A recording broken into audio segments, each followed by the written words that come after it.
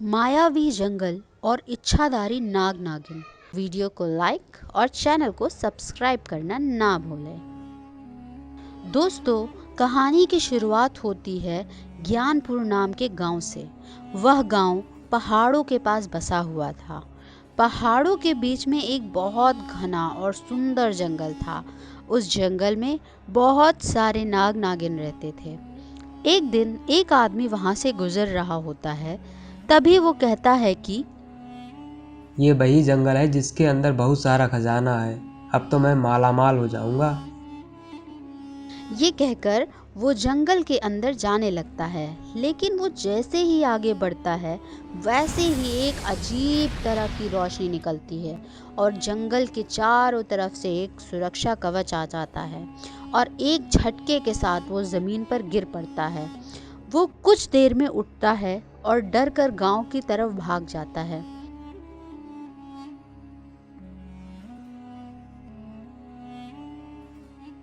ऐसा इसलिए होता है क्योंकि वह एक मायावी जंगल था। अगर उस जंगल के अंदर कोई भी जाने की कोशिश करता तो उसके ऊपर एक कवच आ जाता था। उस जंगल में तरह तरह के सांप रहते थे। उनमें से कुछ इच्छाधारी नाग भी थे। जंगल में एक जादुई मणि भी थी। उस मणि और जंगल की सुरक्षा दो जुड़वा नागिन करती थी। उस मणि में बहुत सारी शक्तियां थीं। उसी जंगल में एक दुष्ट नाग रहता था। वो सोचता है कि कब तक मुझे इन लोगों की गुलामी करनी पड़ेगी। किसी भी तरह से मुझे वह नागमणि हासिल करना ही होगा। लेकिन उससे पहले मुझे अपनी शक्तियाँ बढ़ानी पड़ेंगी। अगर मैं किसी को इस जंगल के अंदर मारूंगा तो सबको पता चल जाएगा।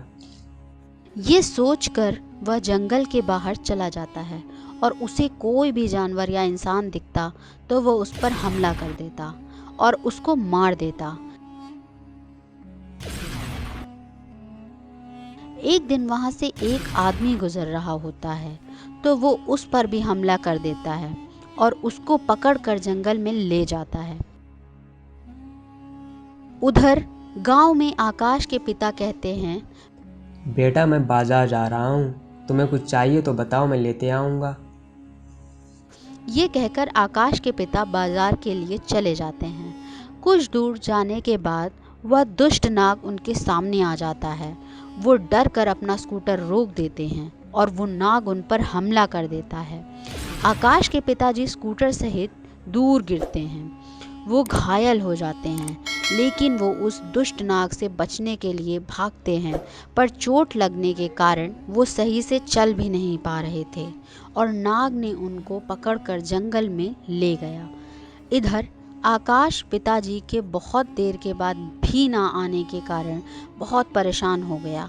वह उदास होकर गांव के बाहर अपने पिताजी को ढूंढने लगा, लेकिन उसे वो कहीं भी नहीं मिले। तभी आकाश को अपने पिताजी का स्कूटर दिखता है। वो स्कूटर के पास जाता है। वो सोचता है कि शायद पापा जंगल में होंगे, तो वो जंगल में जाने लगता है। लेकिन जैसे ही आकाश आगे बढ़ता है वैसे ही एक तेज रोशनी के साथ जंगल का सुरक्षा कवच आ जाता है और आकाश पीछे आकर गिरता है। आकाश बहुत बार कोशिश करता है लेकिन हर बार सुरक्षा कवच आ जाता। आकाश थक कर वापस आने लगता है। तभी उसको पेड़ों और झाड़ियों के बीच कुछ दिखाई देता है। आकाश पास आकर देखता है कि वो उस जंगल का एक गुप्त रास्ता है। आकाश उसके अंदर चला जाता है और इस तरह वो जंगल में घुस जाता है। आकाश को जंगल में लाल नागिन मिलती है। वो उसको अपने पिताजी के बारे में बताता है।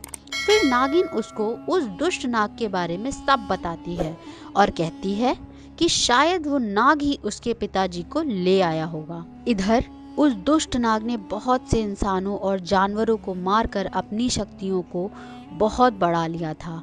वह मणि पाने के मकसद से उन दोनों जुड़वा नागिन पर हमला कर देता है।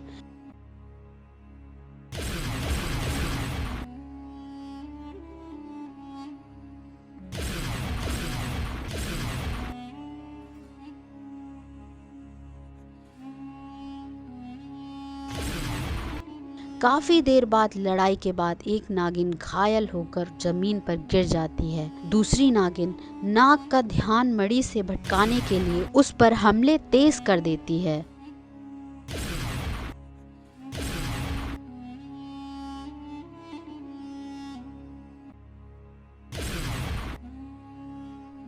और उधर आकाश चुपके से मणि को उठाता है और लाल नागिन की ओर फेंक देता है। लाल नागिन उस मणि को पकड़ करके मणि की सारी शक्तियों के साथ उस नाग पर हमला करती है। नागिन सीधे उसके सर पर हमला करती है, जिससे वो जमीन पर गिर जाता है और मर जाता है। उस नाग के मरते ही उसने जितने लोगों को मारा था वो वापस से जीवित हो जाते हैं। उसके बाद वो दोनों नागिन आकाश को मदद करने के लिए धन्यवाद कहती हैं और नागमणि को वापस से उसकी जगह रख दिया जाता है। अगर कहानी अच्छी लगी हो तो वीडियो को लाइक और चैनल को सब्सक्राइब करना ना भूलें।